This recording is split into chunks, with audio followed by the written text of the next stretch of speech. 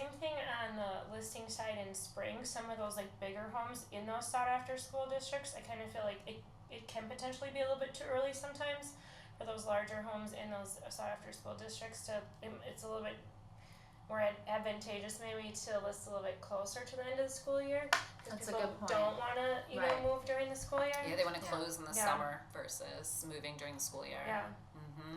So there's a lot of factors that play into it. Yeah, that's a really good point that you made. I wasn't thinking about that. And price point. Mm-hmm. And price point. I mean, price point always plays a big part here.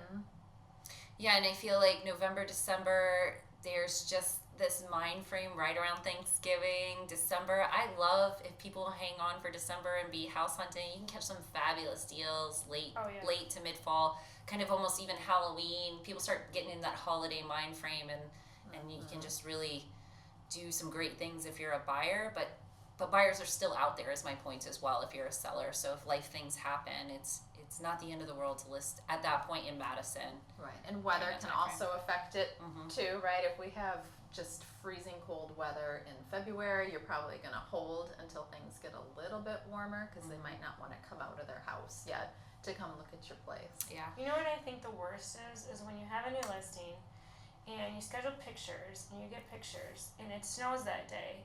Yeah. And then because we're in Madison, Wisconsin, the next day it's 72 degrees and it looks nice, and so the pictures look dated. Look like they're dated because we don't get any snow for a few weeks.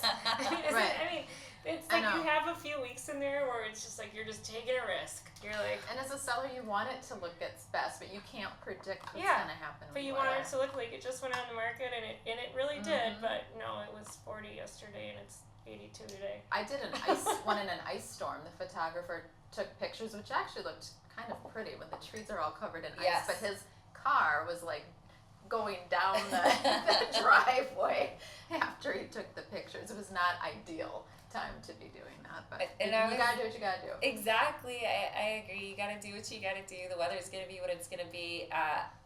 When I personally was listing my condo in Denver, not here in Madison, our condo association there was in a little bit of rough shape, so the snow made it look a lot prettier. So also too, it can make your photos look dated, or it could take a property that needs a little love on the outside and just make it look there you go. Yeah.